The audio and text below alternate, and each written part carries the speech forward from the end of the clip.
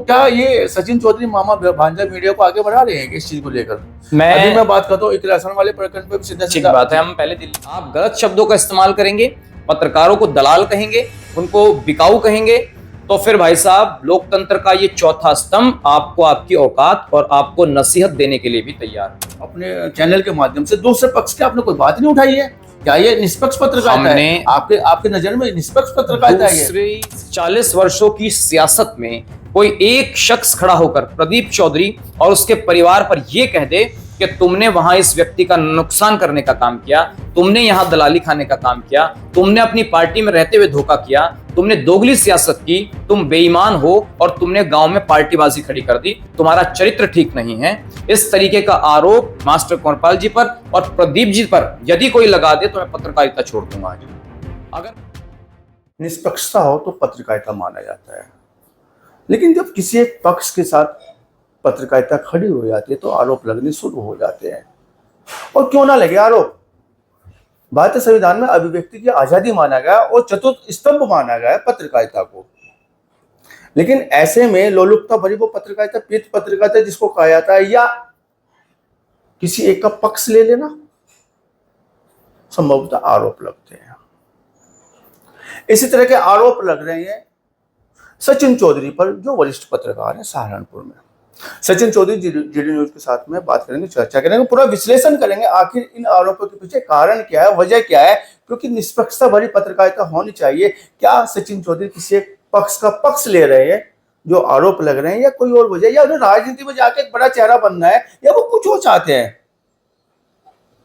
सचिन चौधरी हमारे साथ में, आपका बहुत स्वागत है। बहुत बहुत धन्यवाद अनुज भाई, आज तो आपने ही मेरे लिए बड़ा मुद्दा बना दिया। कटघरे में आप कटघरे में, मैं कोशिश करूंगा सोशल मीडिया पे देखते हैं सीधा एक पहले पत्रकार जो कटघरे में खड़े हो गया। आप, मैं निष्पक्षता से आपके सभी सवालों के जवाब दूंगा, आपकी अदालत में मैं सच बोलूंगा। अदालत तो चलिए पता नहीं चलिए, आपको स्वागत है। सचिन जी, सीधा सा सवाल आपके साथ मुझे, आरोप है कि सचिन चौधरी पक्षवादी पत्रकार हो गए, पत्रकारिता नहीं छोड़ी लेकिन पक्षवादी हो गए, क्या कहना चाहेंगे? बड़ा आरोप आपकी तरफ। नहीं, सही बात है, बिल्कुल। आरोप सार्वजनिक, राजनीतिक, और ये हमारा जो लोकतंत्र का चौथा स्तंभ है जिसमें हम लोग जुड़े हुए हैं, इसमें पक्ष और विपक्ष, वादी और प्रतिवादी दोनों हो सकते हैं और आलोचना भी होगी।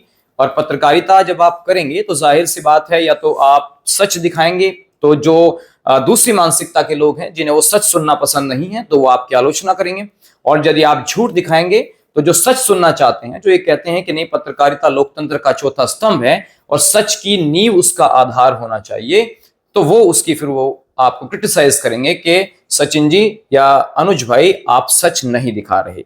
तो आपको एक पल्ले में तो रहना पड़ेगा, या इस वाले में रहिए या इस वाले में रहिए। मैं जो चूज करता हूं वो सच का पलड़ा चूज करता हूं, जिसके लिए सच बोलना और सच कहना, जब आप ये कहेंगे तो मैं एक कहावत आपको कह सकता हूं कि मीठा मीठा गप गप, कड़वा कड़वा थू थू। जब आपके अच्छी खबरें चलेंगी तो आप वेल डन उसको शेयर भी करेंगे, अपनी टाइमलाइन पर भी भेजेंगे, ग्रुप्स में भेजेंगे, और जब आपके खिलाफ कोई खबरें चलेंगी ऐसा जैसा आपको प्रतीत होता है, तो फिर वहां आप दलाल, भाजपा के दल्ले और भांजे और अनेकों सत्ताधार से मलाई चाटने वाले, फिर हम मलाई चाटने वाले हो जाएंगे।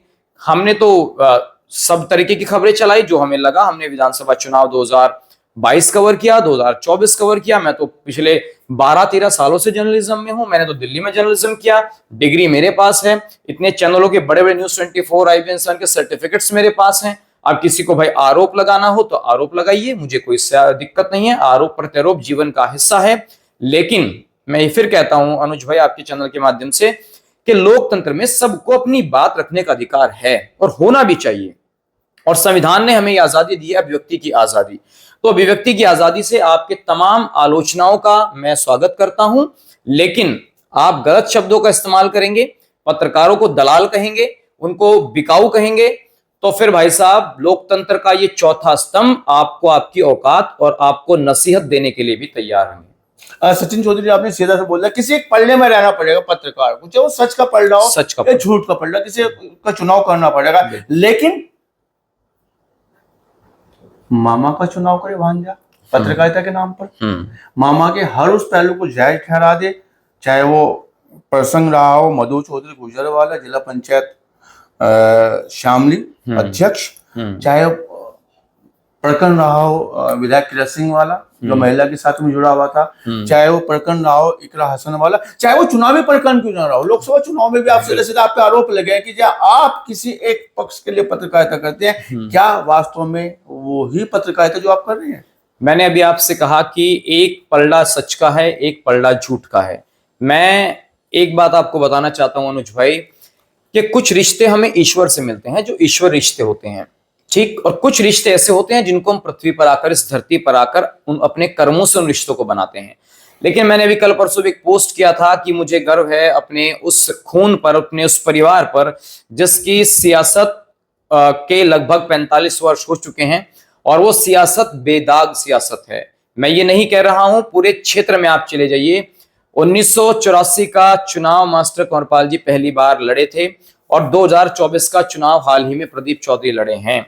इस 40 वर्षों की सियासत में कोई एक शख्स खड़ा होकर प्रदीप चौधरी और उसके परिवार पर यह कह दे कि तुमने वहां इस व्यक्ति का नुकसान करने का काम किया, तुमने यहां दलाली खाने का काम किया, तुमने अपनी पार्टी में रहते हुए धोखा किया, तुमने दोगली सियासत की, तुम बेईमान हो और तुमने गांव में पार्टीबाजी खड़ी कर दी, तुम्हारा चरित्र ठीक नहीं है, इस तरीके का आरोप मास्टर कंवरपाल जी पर और प्रदीप जी पर यदि कोई लगा दे तो मैं पत्रकारिता छोड़ दूंगा आज। अगर मैं सच को सच ना कहूं अनुज भाई तो फिर पत्रकारिता किस काम की? आपने तमाम जिक्र किए, मधु गुजर का प्रकरण का जिक्र किया।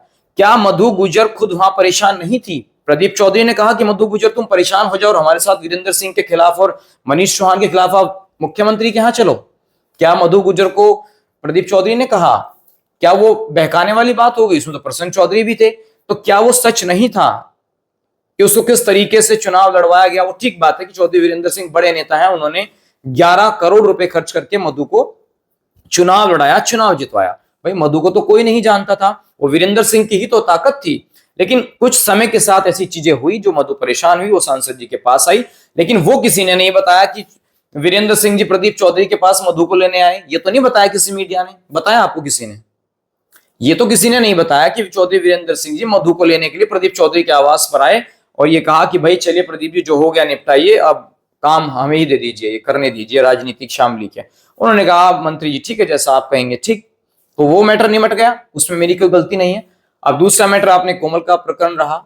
कोमल के प्रकरण में कोई मैं अकेला ऐसा चैनल था कि मैंने खबरें चलाई? क्या वो खबर नहीं सबसे थी? ज्यादा चलाई। क्या खबर नहीं थी? सबसे ज्यादा वो खबर नहीं थी क्या? सबसे ज्यादा चलाई। जिन्होंने खबर चलाई वो भी दोषी? एक नहीं आरोप सचिन जी आप पे आरोप है कि एक पक्ष से खबर चलाई। ऐसा नहीं है। कोमल तो आज भी बोल रही है पूरे उस प्रकरण में कोमल तो बीजेपी के और नेताओं के खिलाफ आपके, मैं भी एक पत्रकार हूं, आप भी एक पत्रकार है, और बहैसियत ये कि हमारा विषय केवल आप पे जो आरोप है उसको क्लियरेंस करना है, न कि आप पे कोई मेरी तरफ से कोई आरोप है।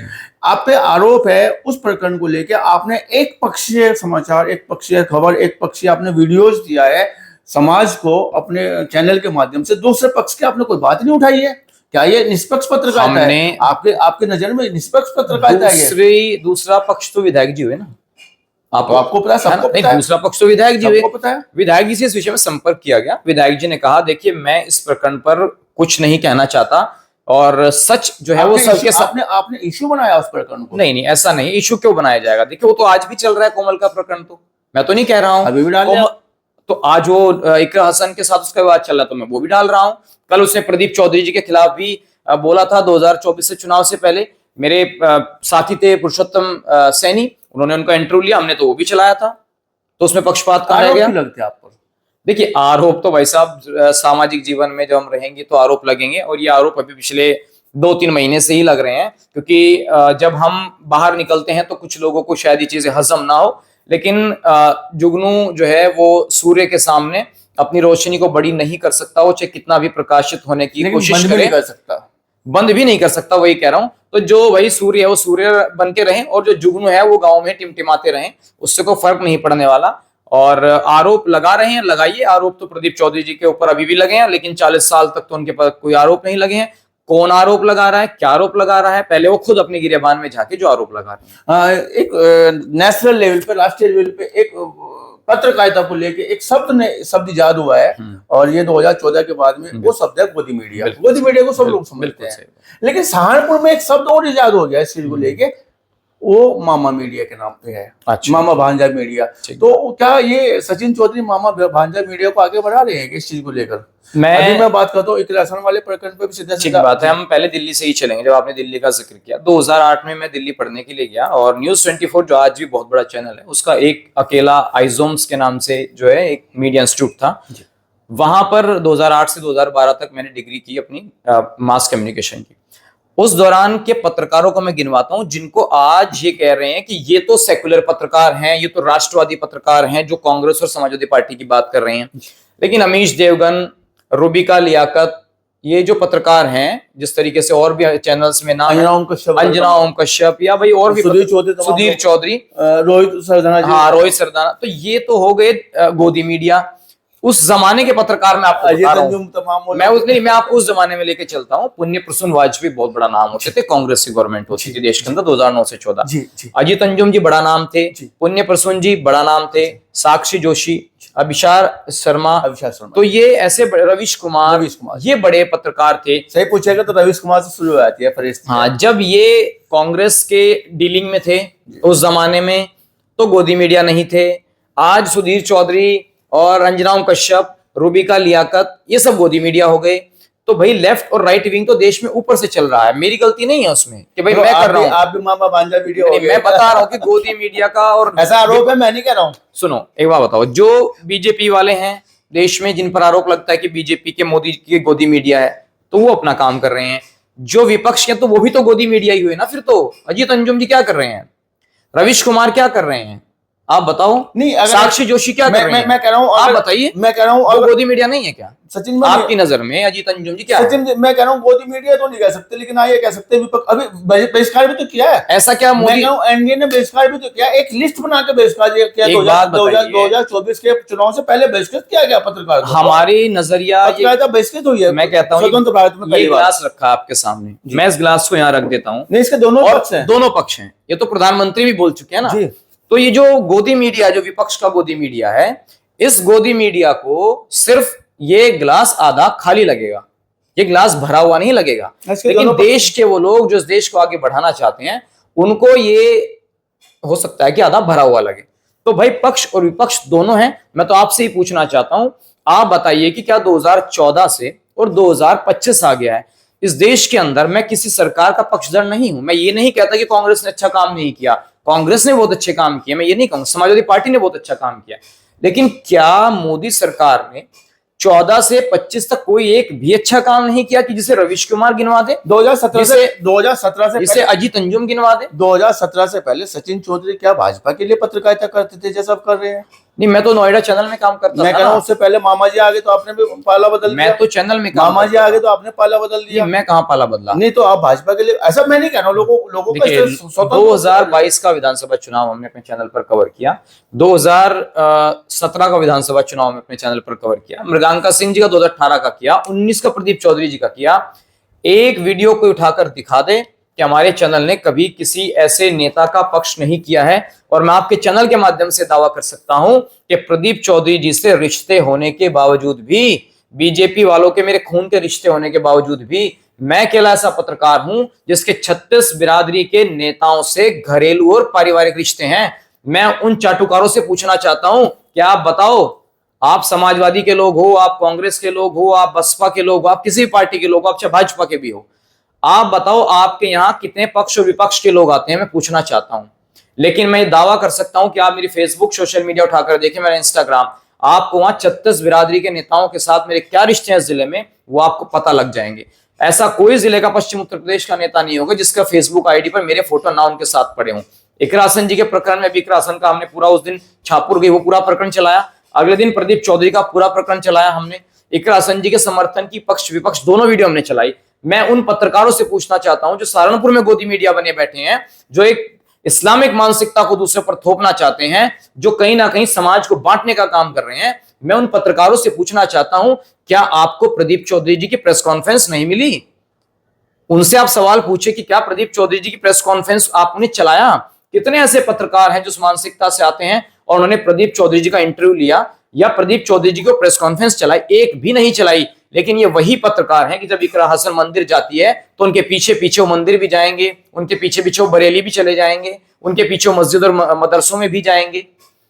तो वो सेलेक्टिव राजनीति नहीं होनी चाहिए। और मैं एक और चैलेंज कर रहा हूं आपके चैनल पे, कोई प्रदीप चौधरी के साथ गाड़ी में बैठ करके मेरी वीडियो कोई दिखा दे पूरे जिले में, लेकिन मैं आपके चैनल के माध्यम से उन पत्रकारों से कहना चाहता हूं और अपने साथियों से कहना चाहता हूं कि भैया मैं आपको 10, 20, 50 वीडियो मैं दे सकता हूं, विपक्ष के नेताओं के साथ गाड़ी में घूमते उनके इंटरव्यू करते मैं दे सकता हूं। प्रदीप चौधरी जी के साथ कोई एक वीडियो पिछले 5 वर्षों की मेरी उठा करके दे दे कि भैया ये आप यहाँ अपने मामा जी के साथ अकेले घूम रहे हैं। गाड़ी तो आपको मुहैया रही है लोकसभा चुनाव में। किसको? आपको। किसने? मैं सवाल समझा नहीं। गाड़ी तो आपको मिली है प्रदीप चौधरी की तरफ से? नहीं, गाड़ी तो हमारे यहाँ, मैंने तो अपनी गाड़ी चलाई, मेरे पास बलिनो गाड़ी थी, मेरी तो 2 लाख गाड़ी चल गई है। मैंने सारा चुनाव 2022 का सब उसमें कवर किया है। कोई आपने नहीं ली मदद? नहीं, मैंने किसी से कोई मदद नहीं ली। चलिए घर, आपने कहा कि मेरे फेसबुक पे, इंस्टाग्राम पे तमाम चेहरे हैं जो मुस्लिम परिवार से आते हैं, बड़े बड़े चेहरे हैं। इसमें मैं भी इत्तेफाक नहीं, आगे भी मैं रहूंगा। सचिन जी, मैं व्यक्तिगत रूप से आपको बड़ा सम्मान करता हूँ, मेरे छोटे भाई जैसे हैं, दिल से आगाज मेरे आपके प्रति बड़ी सम्मान है मेरे दिमाग में, दिल में। लेकिन आप पे ये बड़े आरोप लगते हैं, और सीधी सी बात है, आज आप बात हो रही है आरोपों की, आप मुस्लिम विरोधी पत्रकार हैं। ये तो सबसे विरोध में खड़े हो जाते हैं। ये वो लोग लगाते हैं। आपको चाहे किसी के कंधे पर बंदूक रखनी पड़े, आपने भी मुस्तफा का जो पत्रकार है हमारे सोशल मीडिया से जुड़े, उनके कंधे पर बंदूक रख के चला दी। मैं डॉक्टर एपीजे अब्दुल कलाम की विचारधारा को अपना आदर्श मानता हूं। मैं गांधी जी को भी अपना आदर्श मानता हूं। इसलिए मुस्लिम विरोधी नहीं, अहिंसा का मैं समर्थक नहीं हूं, और मैं देश को सर्वप्रथम मानता हूं। हाँ, मैं एक सनातनी हूं और मैं उस पर गर्व करता हूं, मुझे इस बात में कोई कहने में गुरेज नहीं है। तो मैं गांधी जी की विचारधारा को भी फॉलो करता हूं, मैं अब्दुल कलाम जी की विचारधारा को भी फॉलो करता हूं, मैं भगत सिंह को भी अपना आदर्श मानता हूं, सुखदेव जी को भी मानता हूं। लेकिन मैं उन जिहादियों की या उन देशद्रोहियों की विचारधारा से बिल्कुल सहमत नहीं हूं जो देश को तोड़ना चाहते हैं। जिहादी और देशद्रोही किसको कह रहे हैं आप? भाई, जो भी लोग देखे आते हैं धर्म के नाम पर, जानते हैं कुछ? हाँ, जो पहलगाम में जिन्होंने हमला किया वो जिहादी हैं। क्या सहारनपुर में भी ऐसे हैं? सहारनपुर का मैं नहीं कह सकता, लेकिन अगर कोई ऐसी मानसिकता रखता है, टारगेट यहाँ पे करते हैं लोगों, अगर कोई ऐसी मानसिकता देश के अंदर रखता है, मैं तो उन लोगों को भी दोषी कहूंगा। वो भी कहीं ना कहीं मानवता को शर्मसार और मानवता पे कलंक है, जिन्होंने हामिद को पीट पीट कर मारा। मैं उसका सख्त विरोधी हूं। मैंने कल भी अपनी फेसबुक पर कमेंट किया कि I stand with Hamid family, और मैं हामिद के साथ हूं। और मैं ये मांग करूंगा प्रशासन से कि उनके सख्त से सख्त कार्रवाई हो, और मैं कोशिश करूंगा कि मैं हामिद के घर भी जाऊं। मैं सिलेक्टिव काम नहीं करता हूं। कोई सहारनपुर का एक मुस्लिम राजनेता ऐसा बता दे कि सचिन ने हमारे साथ भेदभाव किया। आरोप क्यों लगते हैं आप पर? आरोप तो ये लगाएंगे ना, मीठा मीठा गप गप, कड़वा कड़वा थू थू। ये आरोप लगाने वाले कहां थे 2-4 दिन पहले, 10 दिन पहले? पत्रकार को दलाल कहेंगे आप बताइए? भाजपा के दलाल कहेंगे? ऐसा तो नहीं है कि इकरा हसन पर के नीचे कमेंट नहीं आते होंगे, वो भी उसको मुल्ली आतंकवादी, उसको भी लोग सही जायज ठहरा रहे हैं। इसी देश में इकरा हसन के लिए कहे गए शब्दों को लोग जायज ठहरा रहे हैं, और वही लोग जो सनातन का भगवा उठाए घूम रहे हैं, वो गलत कैसे कह रहे हैं? उसको नहीं कह रहे ना, सही बोल रहे हैं। मैं उसका विरोधी हूं। इकरा हसन एक सांसद है, माननीय सांसद है, महिला है।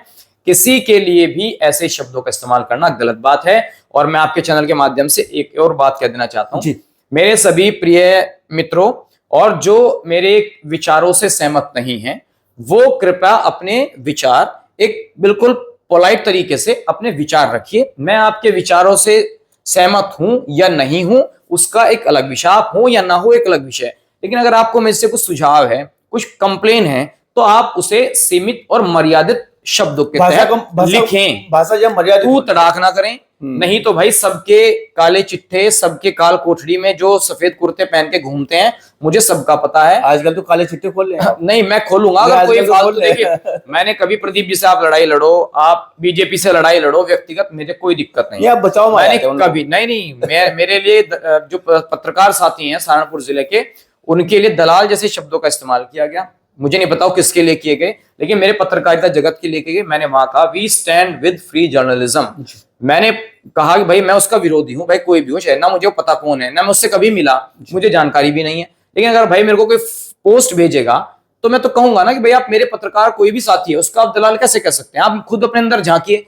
दूसरा विषय आया ये अतेंद्र कुमार है जो डुडार गांव के, आपने बड़ी पोस्ट डाली, उन्होंने भांजे लिख दिया जी और ये लिख दिया जी। अरे भाई, वो मुझे गर्व है भाई उनके पास, और मैं अपने खून के प्रति वफादार हूँ। माँ के भाई पर, माँ के परिवार पे गर्व होना भी चाहिए। मैं गर्व करता हूँ ना उस खून पर। मैंने तो कहा माँ तो सबसे बड़ी सम्मान होती है। लेकिन मैं हमेशा अपने लोगों के प्रति वफादार हूँ। आपसे मैं पूछना चाहता हूं कि आपकी वफादारी जब इकरा हसन चुनाव लड़ती है तो इधर, और जब मनीष चौहान चुनाव लड़ते हैं तो इधर, और जब मृगांका सिंह चुनाव लड़ती हैं तो दूसरे खेमे में।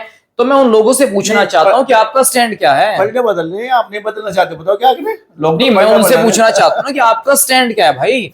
जब वो अतिंदर चौहान कहीं जाकर के मिलने मंत्री जी से और वोट दिलवा रहे हैं इकरा हसन को, तो उनके तो वो पारिवारिक रिश्ते हैं, सामाजिक आना जाना है, उनके क्षेत्र के हैं। और सचिन चौधरी यदि प्रदीप जी के घर चला गया और एक मंत्री जी आ गए और उनके पास चाय बैठ करके पी ली, ये तो भांजा हो गया। ये क्या कहानी है भाई? सचिन जी, अंतिम सवाल एक देश में दोगली नीति नहीं चलेगी अनुज भाई, और कोई यदि इसको थोपने की मेरे ऊपर कोशिश करेगा तो मैं स्वतंत्र हूं। चाहे वो गलत लिखेगा तो मैं पुलिस या कार्रवाई के लिए स्वतंत्र हूं, और पत्रकारिता जगत में उठानी की बात तो वहां उठाऊंगा, मंच पर उठाने की बात आई तो फिर मैं पीछे नहीं हटूंगा। छोड़ूंगा नहीं, छोड़ेंगे नहीं, कोई छेड़ेगा तो छोड़ूंगा नहीं। सचिन चौधरी, अंतिम सवाल आपकी ओर आ रहा है। कलम और कैमरा, अगर फोकस दूसरे की तरफ हो तो पत्रकारिता है। कलम और कैमरे का अगर फोकस अपनी तरफ आ जाता है, जैसा सचिन चौधरी खुद अपनी तरफ लेके चलते हैं, जहां जाएंगे फोटो खिंचवाएंगे, डालेंगे, हाथ मिलाते हुए, मंच पर जाते हुए, गले में माला डलवा, तमाम तरह के आप फोटो आते हैं जिसको लोग ऐतराज भी करने के जताते हैं। और लोग तो कह देते हैं कि मामा के राह पर भांजा, अब मामा चुनाव लड़ रहे तो भांजे के विधानसभा देखनी पड़ेगी, तैयारी कर रहा है, फलाना कर रहा है, इस तरह की सोच लेके आ रहे हैं इस तरह को लेके। तो इसको क्या कहेंगे जब आपको जाए कलम और कैमरा आपकी तरफ रुख करता है, क्या यही एक पत्रकारिता है? लश्कर भी तुम्हारा है, सरकार भी तुम्हारी है, तुम झूठ को सच लिख दो, अखबार भी तुम्हारा है। तो भाई तुम कुछ भी लिख सकते हो, तुम्हारी भाई सरकारें हैं, सपा की भी, बीजेपी वालों की भी, कुछ भी लिख दो, मुझे कोई दिक्कत नहीं है। लेकिन मैं जो सच है वो बोलूंगा। और जहां तक राजनीति की बात है कि आप जा रहे हैं, आप रील्स डाल रहे हैं, आप माला पहन रहे हैं, जरूरत से ज्यादा जो लोगों को लग रहा है, मुझे नहीं लग रहा, मुझे नहीं लग रहा है, क्योंकि मैं अपने स्टैंड में शायद नया हूं, तो इसलिए लोगों को भी स्टैंड का पता नहीं होगा। हो सकता है कि वो भी पिछले ट्रेंड पे चल रहे हो, टेस्ट का पता नहीं, हाँ वो तो टेस्ट का नहीं पता हो। लेकिन मैं ये कह सकता हूं कि जब हम पैदा होते हैं और हम जिस वर्ग में पैदा हुए, सनातन में पैदा हुए, जिस धर्म में, जिस जाति में पैदा हुए, जो खून हमारी रगों में है वो खून हमेशा प्रदर्शित होगा समय समय पर, इसमें कोई दो राय नहीं है। मैं जिस जाति में हूं, जिस खानदान से आता हूं, वो रिश्ते, वो परिवार मेरे अंदर, मेरे खून में बोलेगा। पत्रकारिता तो दम तोड़ देगी ना पत्रकारिता में, हाँ वही मैं आपको बताना चाहता हूं। हम लोग जो हैं बाय बर्थ, हमारा जो जन्म हुआ है वो एक पॉलिटिक्स फैमिली में हुआ है। हम बहुत छोटे छोटे से तब हमने अपने नाना जी को राजनीति करते देखा। हमारे जन्म से पहले हमारे घरों में गनर्स का आना, सिक्योरिटी का आना, गाड़ी आना जाना, छोटे छोटे जब तो देखते थे। तो हम बाय बर्थ जो है कह सकते हैं कि हमारे ब्लड में राजनीति है।